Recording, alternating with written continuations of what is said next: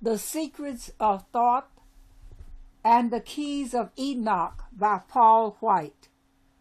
Just after the deluge, at the dawn of the present time cycle, an era the Egyptians called Zeph Tepi, the first times a mysterious group of gods appeared to initiate the survivors in the rudiments of civilization. From Thoth and Osiris in Egypt to Quetzalcoatl and Varacocha in the Americas, traditions worldwide subscribe the origins of contemporary civilization to this sophisticated group. Despite this misleading popularity of von Daniken journalism, evidence from around the world indicates these people were the high-tech survivors of the previous civilization. Like the nuclear survivor bunkers and secret research facilities of our civilization, there were those who arose from the underground cities of the gods after the dust settled. They were the pre-Diluvian patriarchs like Enoch and Methuselah, the giants and heroes of old mentioned in Genesis. The enigmatic gods, ancient Sumer, Egypt, and India, all hailed from the fabulous times before the flood. Since the declassification of the new ground-penetrating radar 2 years ago, the most staggering data has emerged of complex and labyrinthine underground systems in various parts of the world. At places like Guatemala in the South Americas, tunnels have been mapped under the Mayan pyramid complex at Tikal, which extend a full 800 kilometers to the opposite side of the country. Investigators remarked it was possible to understand how 500,000 Mayan Indians escaped the decimation of their culture. In similar fashion, the SARA radar was deployed in Egypt as early as 1978, mapping an extraordinary subterranean complex beneath the Egyptian pyramids. Arrangements made with President Sadat of Egypt resulted in 3 decades of top-secret excavations to penetrate the system. At a recent meeting in Australia, one of the key scientists on the Gaza project, Dr. Jim Hurtak, showed film footage of work in progress called Chambers of the Deep, due to be released at the end of the century. The film reveals the discovery of a vast megalithic metropolis 15,000 years old, reaching several levels below the Gaza plateau. While the rest of the New Age speculates about a hidden chamber under the left paw of the Sphinx, the legendary city of the gods lays sprawled beneath, complete with hydraulic underground waterways. The film shows massive chambers, the proportions of our largest cathedrals, with enormous statues the size of the Valley of the Nile, carved in situ. Researchers risking their lives with lights and cameras, carefully negotiated rubber dinghies across subterranean rivers and kilometer-wide lakes to penetrate sealed chambers beyond. Already remarkable caches of records and artifacts have been found. It is the legacy of a civilization and a technology way beyond our own. A technology capable of creating a vast underground city of which the Sphinx and pyramids are merely the surface markers.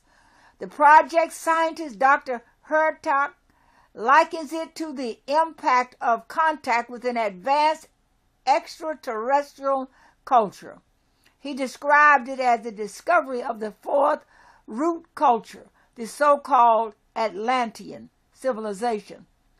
Destroyed by the last earth tumble, it presents unequivocal evidence that all languages, cultures, and religions trace back to a single common source, which Dr. Hurtak refers to as the parent civilization.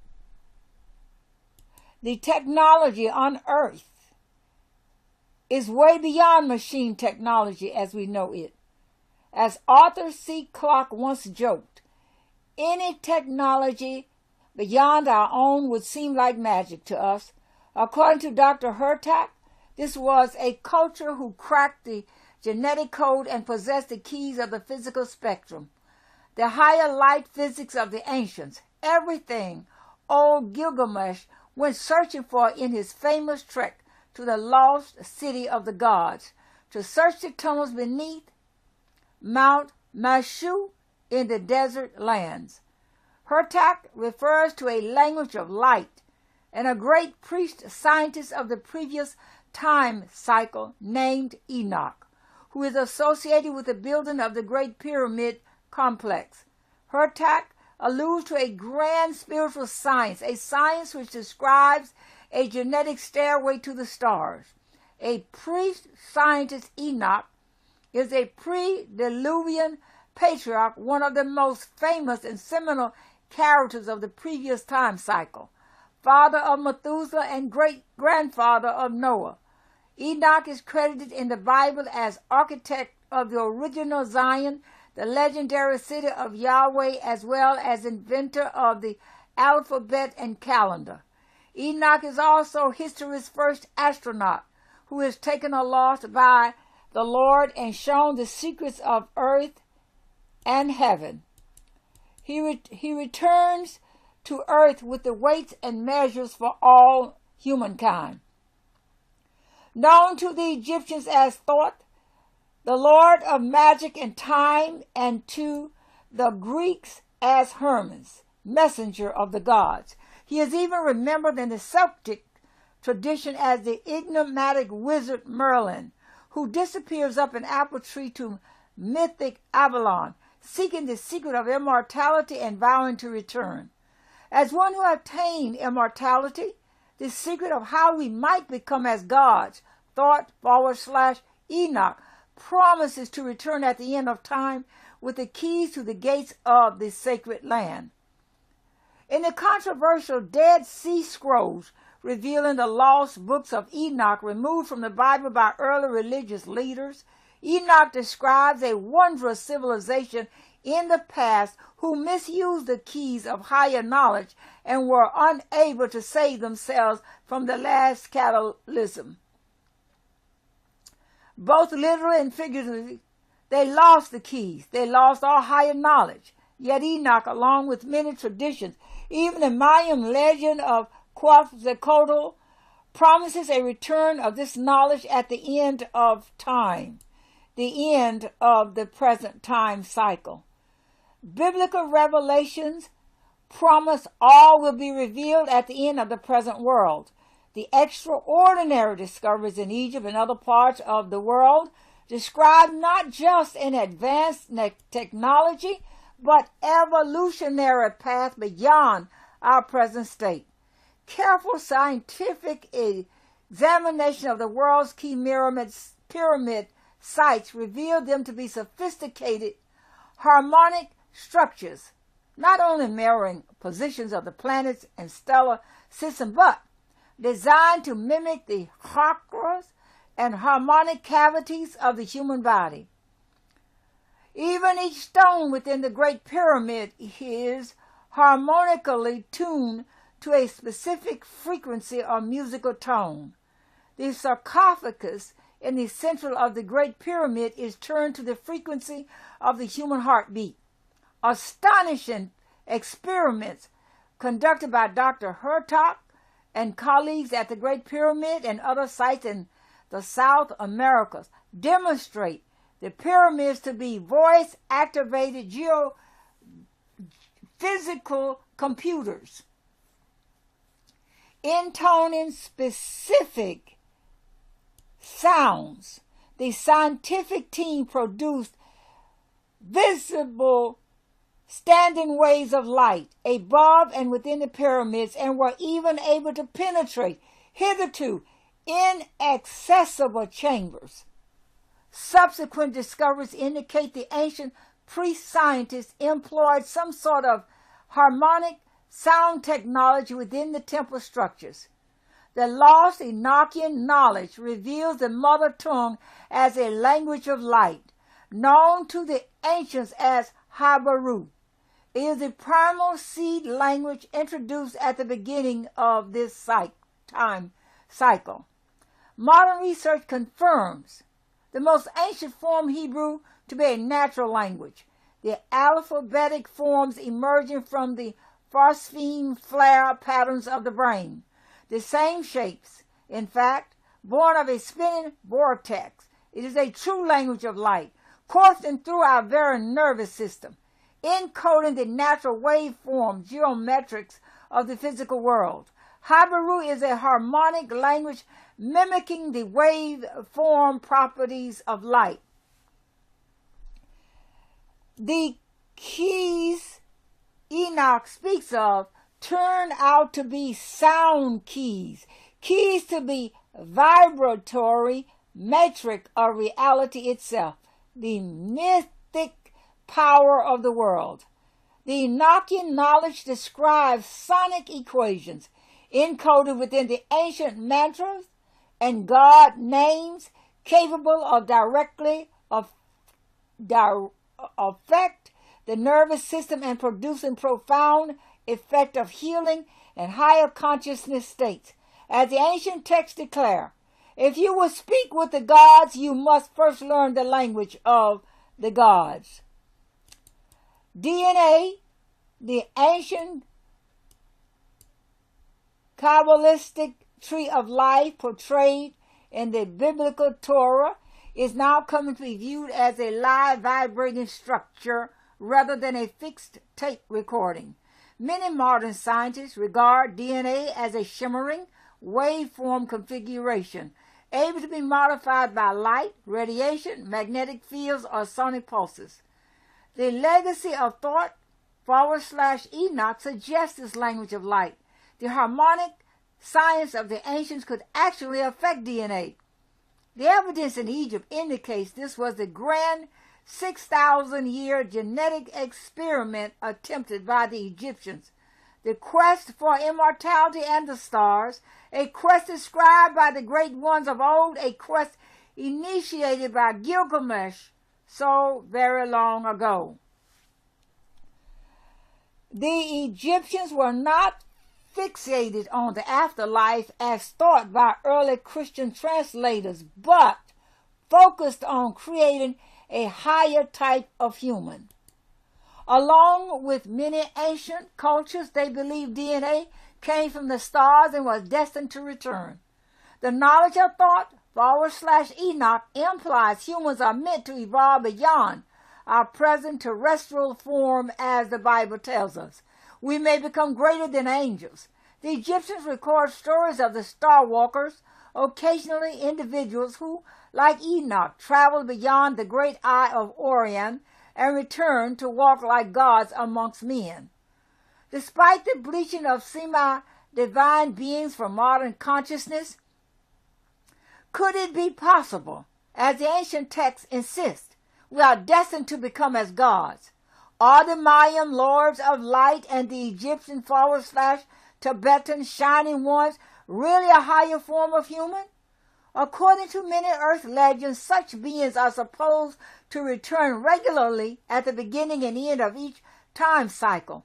The 13,000-year half point of our solar system, 26,000-year zodiacal orbit around galaxy center. Because of conditions on our galactic orbit, these 13,000-year intervals or worlds seem to be separated by cataclysmic upheaval.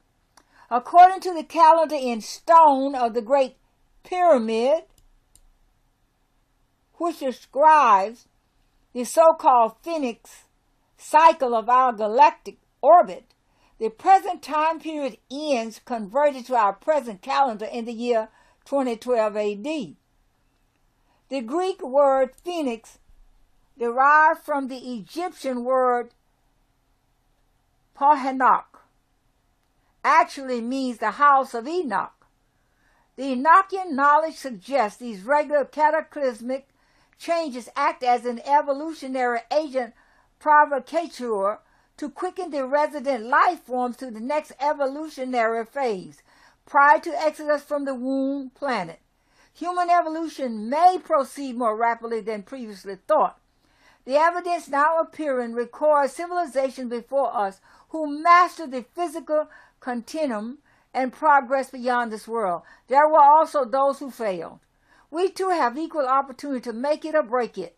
The discoveries emerging from Egypt describe the existence of a worldwide pyramid temple system in prehistory mounted like antenna on the key energy meridians, which were employed by ancient pre-scientists as a musical system to stabilize the tectonic plates of the planet. Cataclysmic geology at its finest. From the mother tongue word Jedi, meaning the way of the word, or the power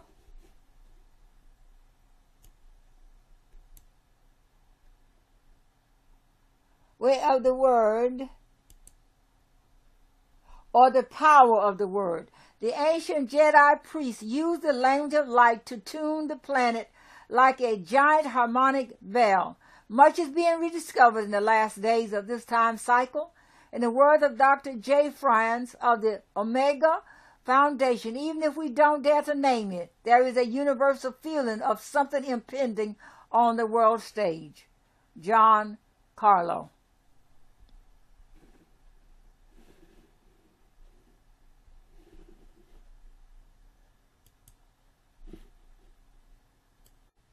Selected readings from Yoda, Jedi Master, God Calling, and God at Eventime by 2 listeners. Edited and compiled by Jah. The words that I speak to you, they are spirit and they are life. John 6, verse 63. The following is a collection of readings taken from the book of daily instruction known as Yoda, Jedi Master, which consists of the divinely inspired daily messages and teaching from our Lord in God Calling and God at Eventide, about how to use the force of divine power that were written down by 2 listeners who opted to remain anonymous. Yoda, Jedi Master, is unfortunately not yet in print, but God Calling and God at Eventime are available separately or compiled into one volume called A Treasury of Devotion, published by Arthur James Publishing and available from most book stops. The Treasury of Devotion book is also available from Jah. Please see the bottom of this page for details. Yoda, your daily. Jedi, Jesus, disciples. Master / teacher.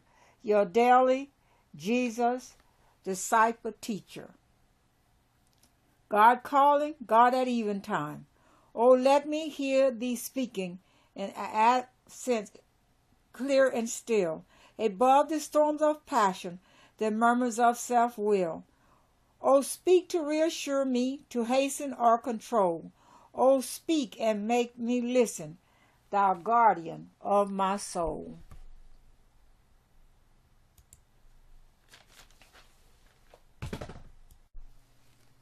The Ache of Love.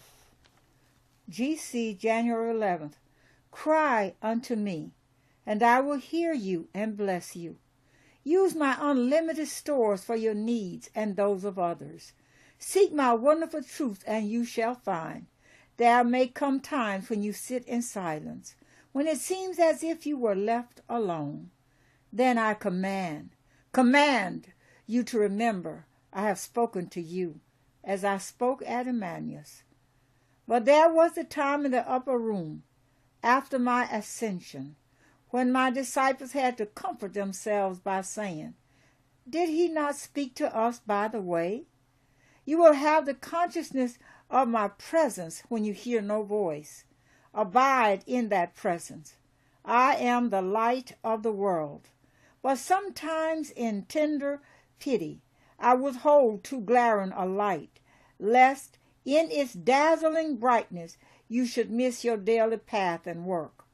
Not until heaven is reached do souls sit and drink in the ecstasy of God's revelation to his own. At the moment, you are pilgrims and need only your daily marching orders and strength and guidance for the day. Oh, listen to my voice eagerly, joyfully, never crowd it out. I have no rival climates, and if men seek the babble of the world, then I withdraw. Life has hurt you. Only scarred lives can really save. You cannot escape the discipline. It is the hallmark of discipleship. My children, trust me always. Never rebel. The trust given to me today takes away the ache of rejection of my love that I suffered on earth and have suffered through the ages. I died for you, my children, and could ye treat me so?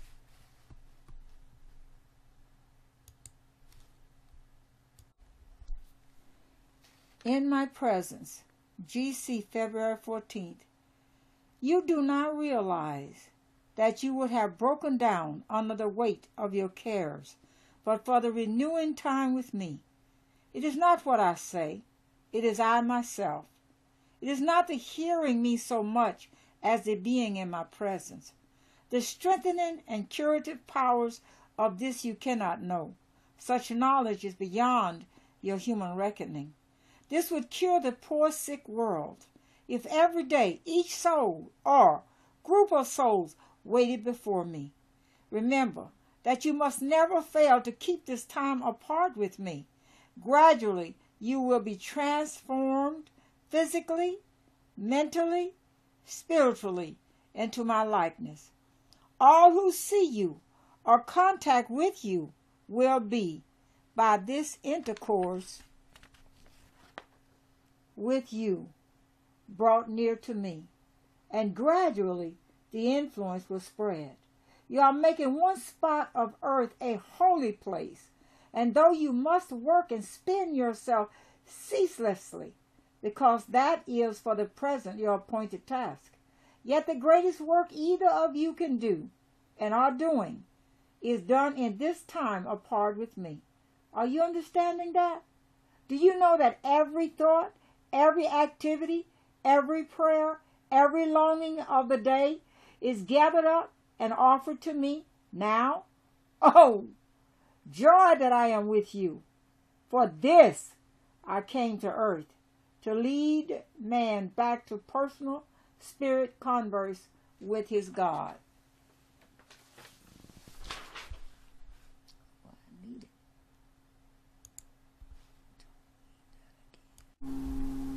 Fruit of joy, G.C. March 10th. You have to hush the heart and bid all your human senses be still before you can attune to receive heaven's music. Your 5 human senses are your means of communication with the material world, the links between your real spirit life and the material manifestations around you, but you must sever all connection with them. When you wish to hold spirit communication, they will hinder, not help. See the good in everybody. Love the good in them. See your unworthiness compared with their worth. Love, laugh, make the world your little world, joyful. As the ripples caused by a flung stone stir the surface of a whole pond, so your joy-making shall spread in ever-widening circles, beyond all knowledge, all anticipation. Joy in me, such joy is eternal, Centuries after, it is still bearing joy's precious fruit.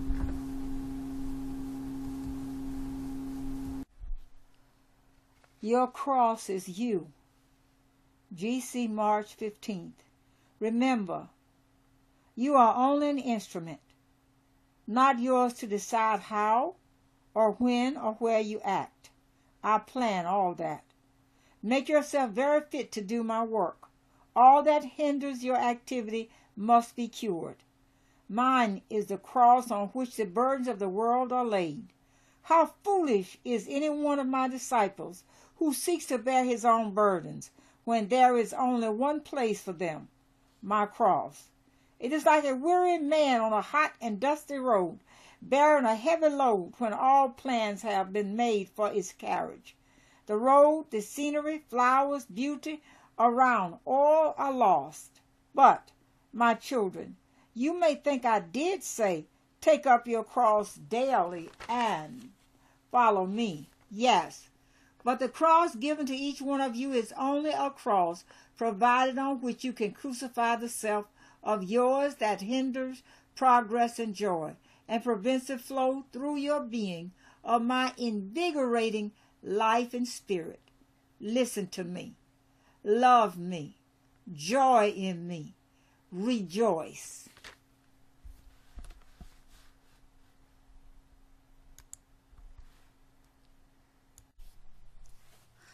Too much talk. GC, April 23.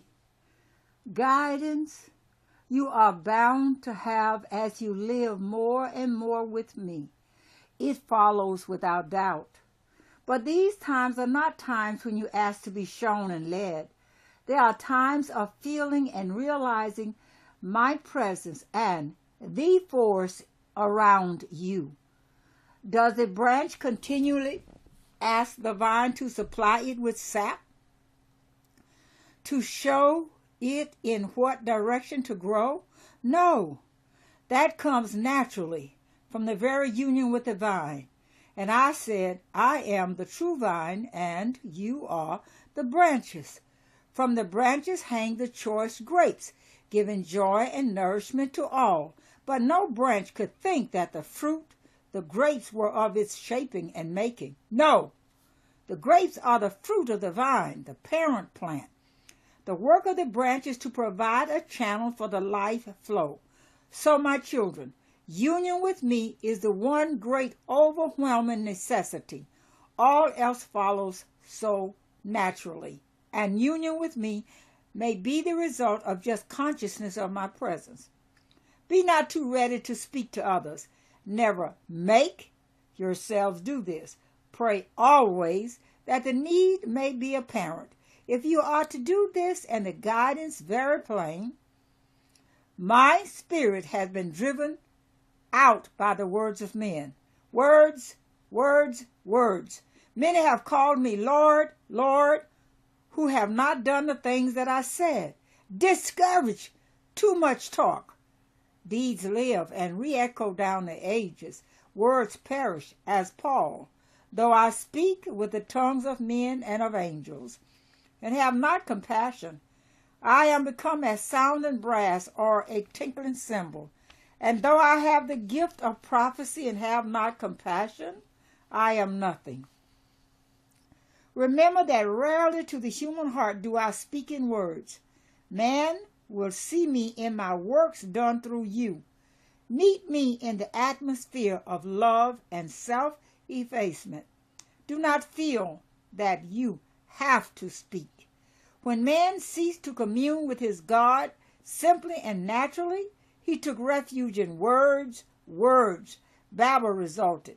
Then God wanted to do away with man from the earth. Rely less on words. Always remember that speech is of the senses, so make it your servant, never your master.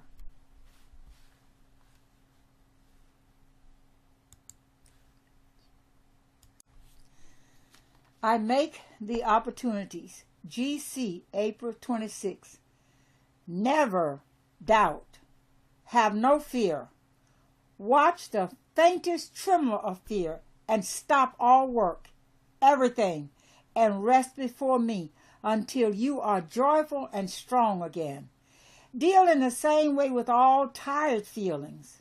I was weary too when on earth, and I separated myself from my disciples and sat and rested on the well.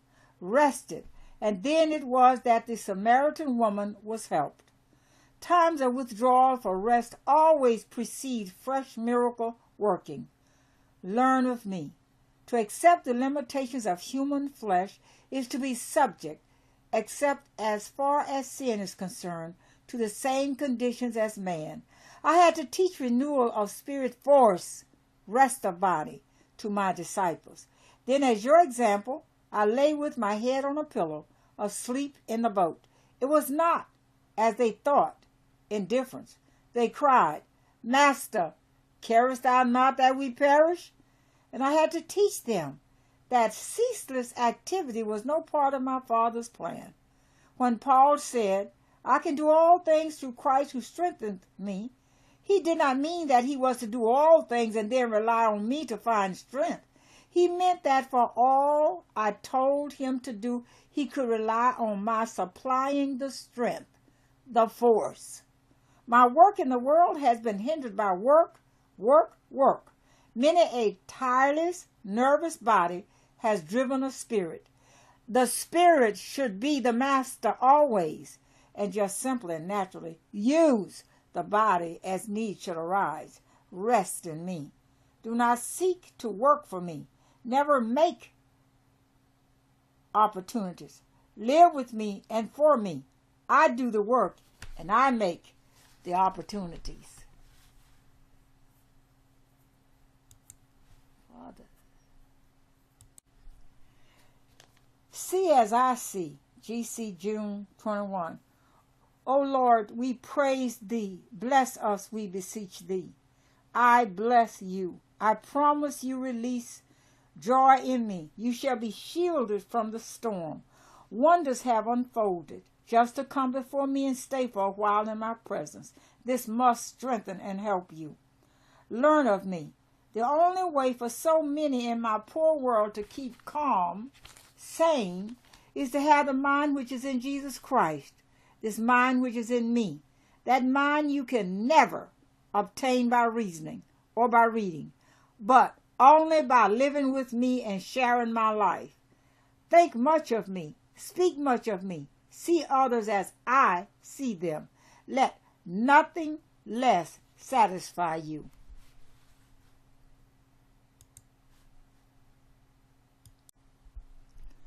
No self-reproach. GC June 27th. The eternal arms shelter you. Underneath are the everlasting arms. This promise is to those who rise above the earth life and seek to soar higher to the kingdom of heaven. You must not feel the burden of your failure.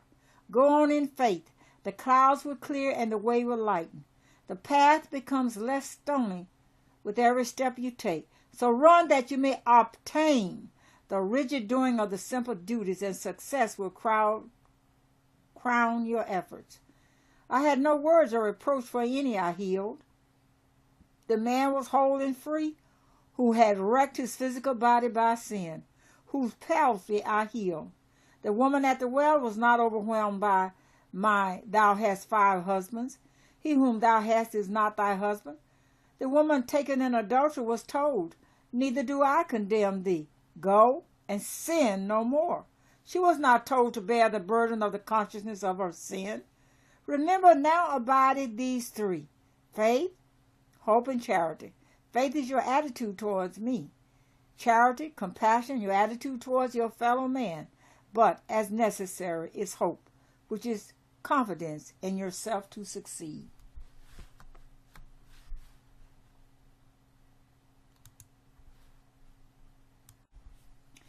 Everlasting arms. GC September 7th. The eternal God is thy refuge, and underneath are the everlasting arms. Deuteronomy 33, verse 27. Arms, sheltering arms, express the love and tenderness of your Father. my Father in heaven. Man, in his trouble and difficulty, needs nothing so much as a refuge, a place to hide in, a place where none and nothing can touch him. Say to yourself, he is our refuge. Say it until its truth sinks into your very soul. Say it until you know it, are so sure of it that nothing can make you afraid. Feel this not only until fear goes, but until joy ripples through in its place. Refuge, everlasting arms, so untiring, so safe, so sure.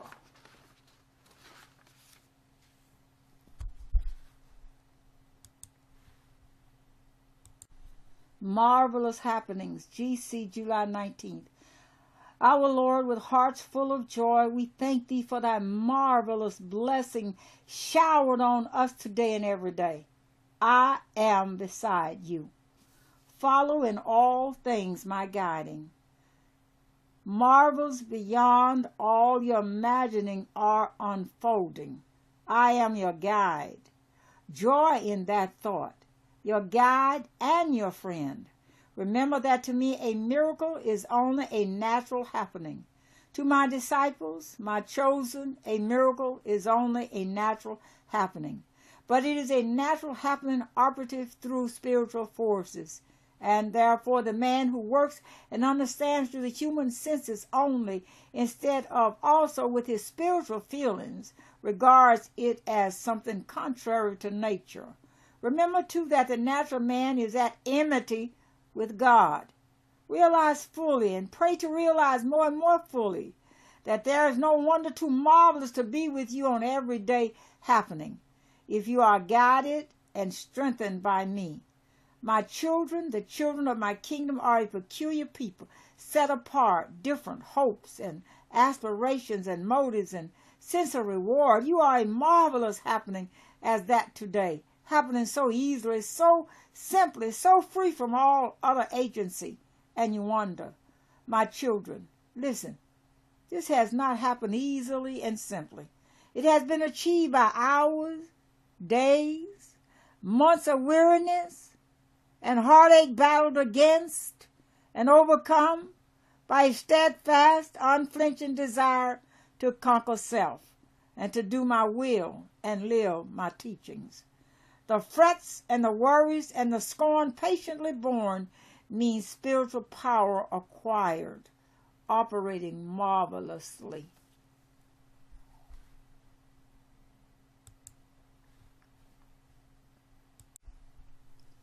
Your loved ones, GC, September 6th. Your loved ones are very safe in my keeping.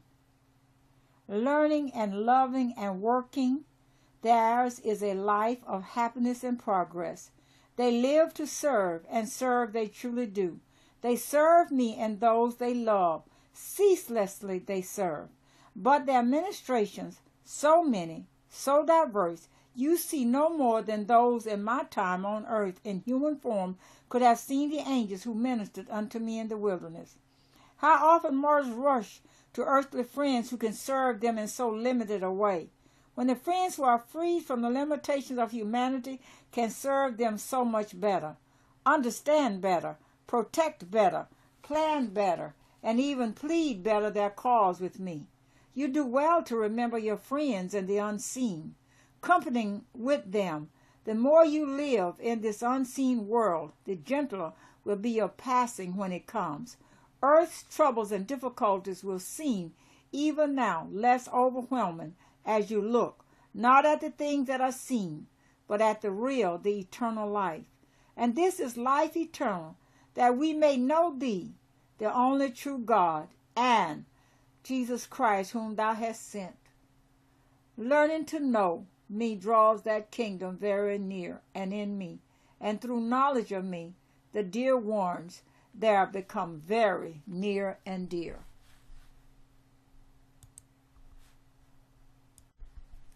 The Way of the Spirit, GC, November 28th.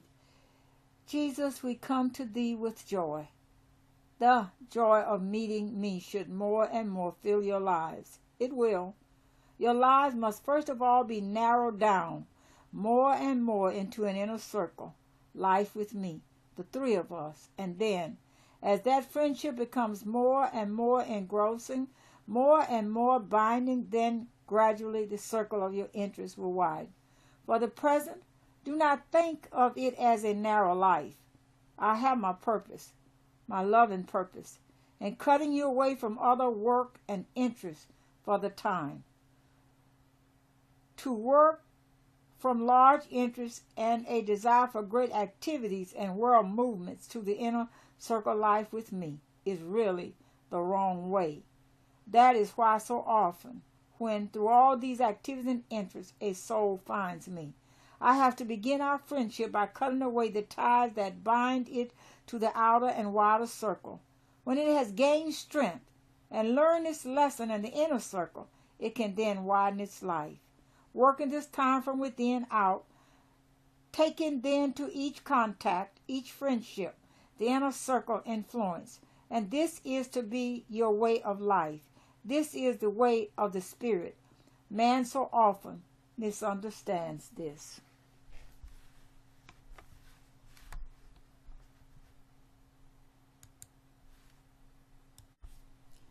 Perfect love. GC, December 19th. Our Lord, give us that perfect love of Thee that casts out all fear. Never let yourselves fear anybody or anything. No fear of my failing you. No fear that your faith will fail you. No fear of poverty or loneliness. No fear of not knowing the way. No fear of others. No fear of their misunderstanding. But my children, this absolute casting out of fear is a result of a perfect love of me and my Father. Speak to me about everything. Listen to me at all times. Feel my tender nearness, substituting at once some thought of me for the fear. The powers of evil watch you as a besieging force would watch a guarded city, the object being always to find some weak spot, attack that, and so gain an entrance. So evil lurks around you and seeks to surprise you in some fear. The fear may have been but a small one, but it affords evil a weak spot of attacking entrance. And then in come rushing despondency, doubt of me, and so many other sins. Pray, my beloved children, for that perfect love of me that indeed casts out all fear.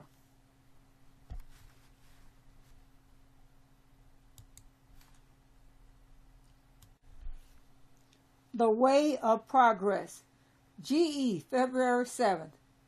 Impress upon all that growth is one of the laws of my kingdom. However long your span of life on earth, it can never be too long for growth and progress. Be ever seeking my will for you, not a new religion, nor the right religion, but my will. Then all will be well, and growth will follow.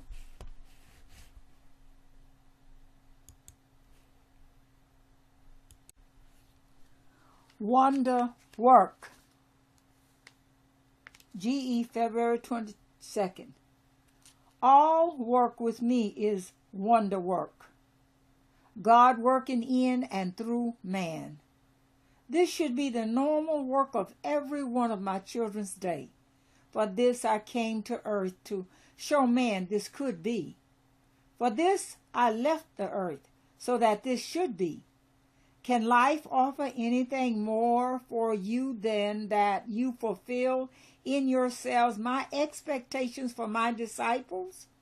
Satan frustrates my plan by whispering to my followers a mock humility in which they trace not his evil hand.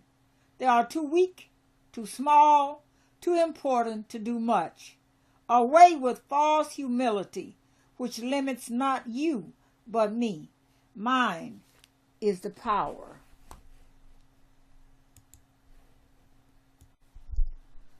the war within, and he was dumb because he believed not.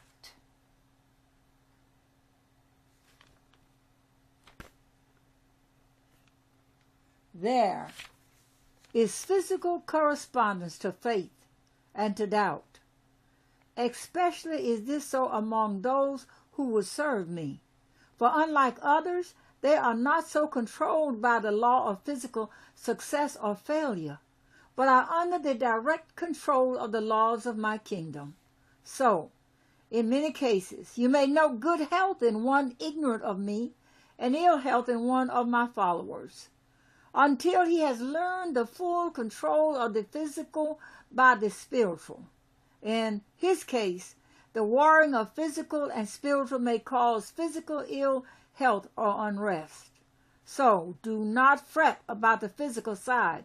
Aim increasingly at control by my spirit. Control. You must learn control.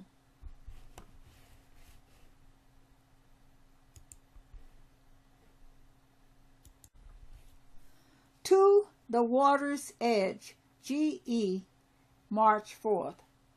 As God was in the days of Moses, so is he today, responsive to the prayer of faith, still ready and willing to make a path through the Red Sea. Have the faith of Moses, who never faltered in his trust, even with the sea before, the advancing host behind, and no visible way of escape. To the very edge of the water he led his people. His task was done. It was for God, his God, in whom he trusted to act now. Moses waited for and expected that act. But to the edge he had to go. How often man draws back, halts at the thought of the troubled sea ahead. To go further is useless, he says, and gives up. Or he goes within sight of the sea and pauses. He must go on, always as far as he can. He must do all his share, on to the edge of the sea. Learn from this a mighty lesson. Do all your work and leave your salvation to God. To say it will be no good is not to go to the edge, and that is to miss the saving power of God. The waters shall be divided, and you shall walk through the midst of the sea on dry land. I have said it, I the Lord. Have I not done this for so many in your own day? For you, think on these things.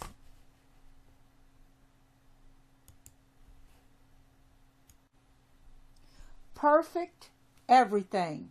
G.E. March 16th. Be ye therefore perfect, even as your Father in heaven. That was the aim I set before my disciples when I spoke to them on the mount. That is the aim I set before you and every follower of mine today. To achieve this you would be as God. To aim at less would mean an unworthy standard. To keep your gaze on this as your standard means that your eyes are fixed on the heights of God, always directed above the difficulties and the lower aims and desires and standards of others around you.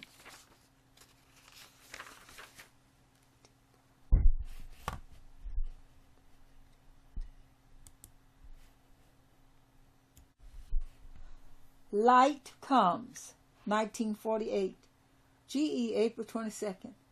Lord, show me thyself, is a cry that never goes unanswered. Not to physical vision comes the awareness, but to spiritual insight, as more and more you realize my love, my power, and the manifold wonders of my character. Its humility, its majesty, its tenderness, its sternness, its justice, its mercy, its healing of sore wounds, and its consuming fire.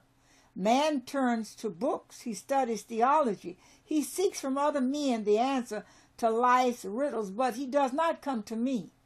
Is there a problem? Do not worry over its solution. Seek me, live with me, talk to me, company with me, daily, hourly, lo, suddenly you see.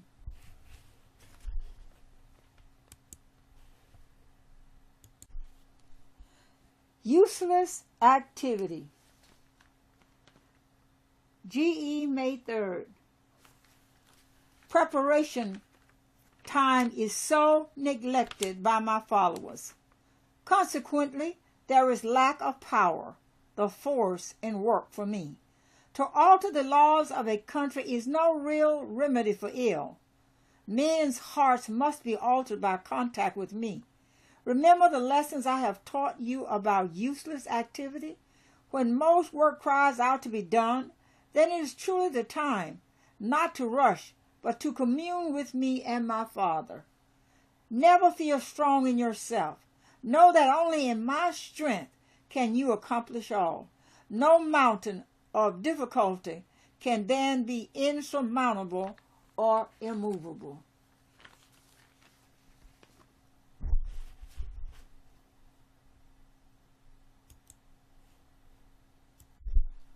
Christianity has not failed. Men are trying to live the Christian life in the light and teaching of my 3 years mission alone. That was never my purpose. I came to reveal my Father, to show the God Spirit working in man. I taught not that man was only to attempt to copy the Jesus, the Nazarite, but that man was also to be so possessed by my Spirit, the Spirit actuating all I did, that he would be inspired as I was. Seek to follow me by the power of the indwelling Spirit which I bequested to you. This Spirit will guide you into all truth. I told my disciples that I could not tell them all, but the Spirit would guide them. That is where my followers failed me. Dwell more and more upon the Spirit guidance, promised to all and so little claimed.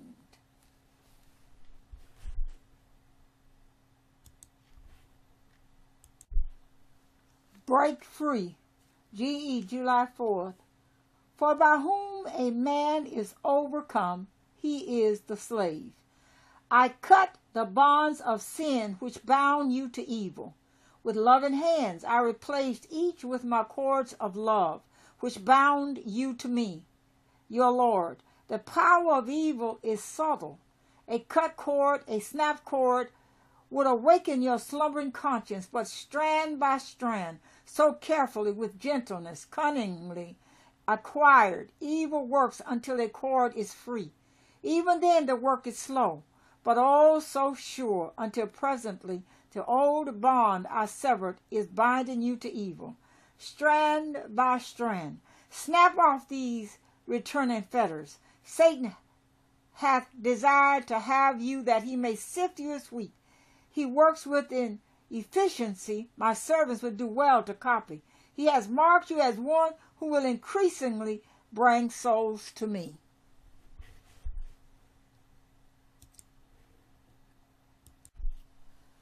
No hurt. GE August 8th. He that overcometh shall not be hurt by the second death. The first death is the death to self. The result of overcoming of self conquers. This is gradual death. When it is complete, the second death shall cause no hurt. For it is only the conquering spirit sloughing away its human habitation for a better life. The courage my martyr showed was not only fearlessness engendered in time of persecution through faith in me and in my power to support and sustain. It was consequent on the overcoming of self already achieved. Self having truly died, this second death had no hurt for them. Theirs was then the risen life with me.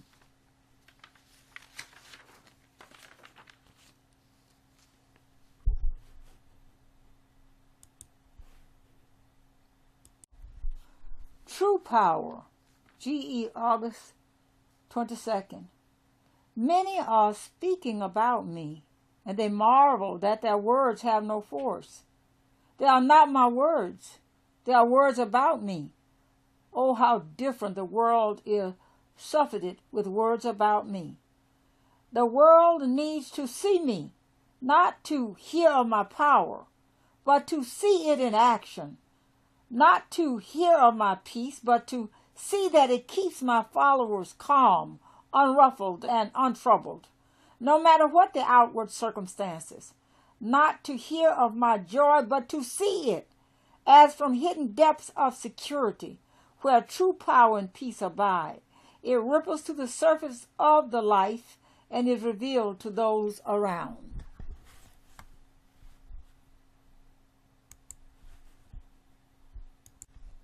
I die daily. G.E. August 26. I enjoin that if any man will follow me, he must deny himself and take up his cross. The denial thus impressed upon my disciples as necessary was not a mere matter of discipline, of giving up, of going without. It was a total repudiation of any claim the self might make, ignoring it, refusing to acknowledge it. Not once was this to be done, but daily.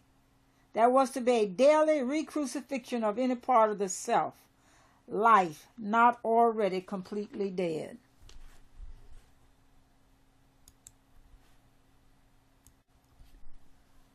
You can help. G.E. September 18.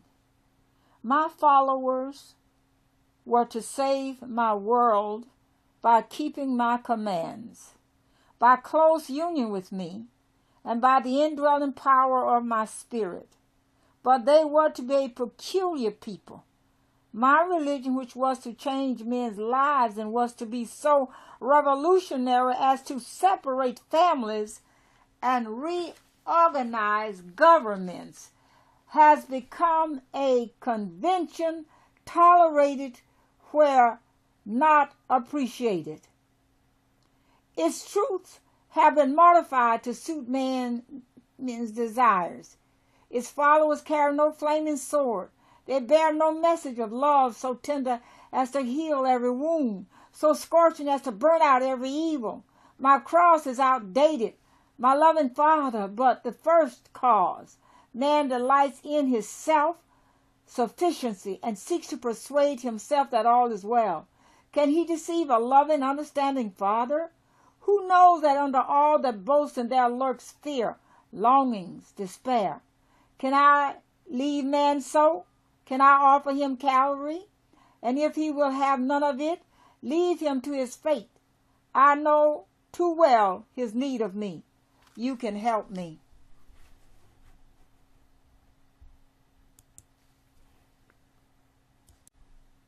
Little difficulties. G.E. October 29. The secret of true discipleship is service in little things. So rarely do mine understand this. They are ready to die for me, but not to live for me, and all the small details of this life. Is not this the way of men so often towards those they love in the world? They are so ready to make the big sacrifices, but not the little ones. Guard against this in service for me. Suffer little hardships gladly. Overcome little proud impulses, little selfishnesses, and little difficulties. Serve me in the little things. Be my servants of the little ways. Miracles I could not do. G.E. November 29th. What emphasis has been laid upon the wonder of my walking upon the sea, and upon my feeding the multitudes? In the eyes of heaven, those were miracles of small importance. Nature was my servant, the creation of the Father, and the Father and I are one. Over her and over the material world I had complete control. My acts were natural, spontaneous, requiring no premeditation beyond the selection of a suitable moment for their performance. But my real miracle work was in the hearts of men, because there I was limited by the Father's gift of free will to man. I could not command man as I could the waves. I was subject to the limitations the Father had set. No man must be coerced into my kingdom. Think of all that my restraint cost me. I could have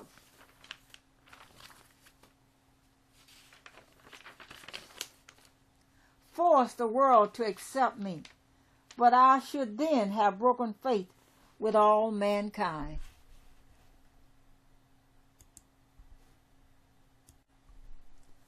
Your faith confirmed. G.E. December 3. Whom do men say that I am? That is the first question I put to each man. My claim and the world's interpretation of my mission and its culmination must be a matter of consideration. Then comes my second question. Upon the answer to this depends the man's whole future. Here we have left the realm of the mind. Conviction must be of the heart. Whom do you say that I am? Thou art the Christ, the Son of the living God, was Simon's answer. Then and not till then was it possible, without infringement of man's rights of free will, to add to that profession of faith the confirmation of my Father. This is my beloved Son. I had lived my life naturally as a man among men, but always with the longing that those I had chosen might have the eyes to see, the faith to penetrate the mystery of incarnation, and to see me, the God revealed. The faith of a personal conviction is always cemented by the assurance of my Father. It is that which makes the faith of my true followers so unshakable. Thank you. A new song. G.E. December 6. You are being led forth. You have crossed the Red Sea. Your wilderness wanderings are nearly over. Behold, I make all things new. A new birth, a new heart, a new life, a new song. Let this time be to you a time of renewal. Cast away all that is dead. Truly live the risen life in mind and spirit. Turn out all that offends.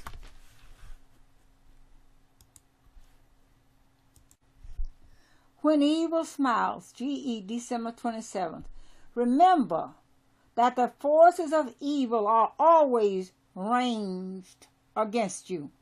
They know the power you can become as a channel for God power, the force. I had to conquer them in the wilderness before my life of healing and helpfulness could be all-powerful. Not by great falls, but by little stumbles does evil seek the downfall of my friends. Your mountain of transfiguration can only come after your conquest in the wilderness. Temptations at which your whole nature would shudder are no temptations for you. Beware the smiling face of evil, its seeming innocence, its hand of friendliness. Walk the path I trod.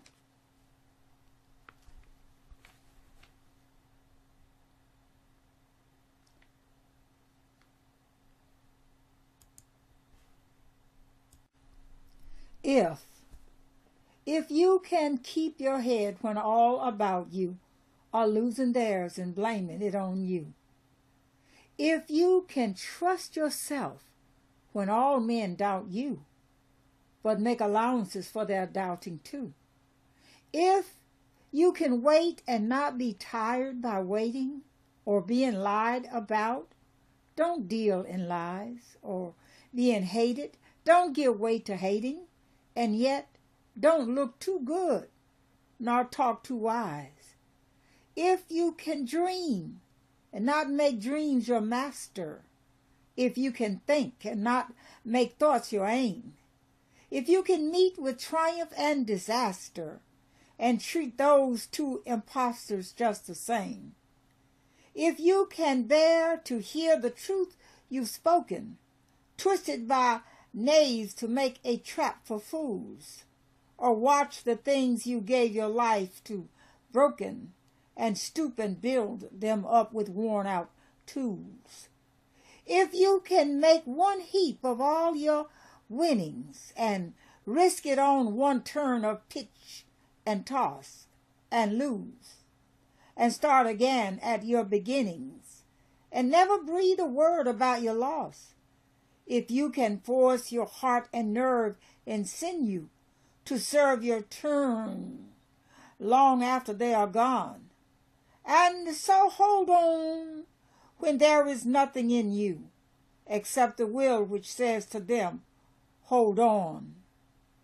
If you can talk with crowds and keep your virtue, or walk with kings nor lose the common touch, if neither foes nor loving friends can hurt you, if all men count with you but none too much, if you can fill the unforgiving minute with 60 seconds worth of distance run, yours is the earth and everything that's in it, and, which is more, you'll be a man, my son.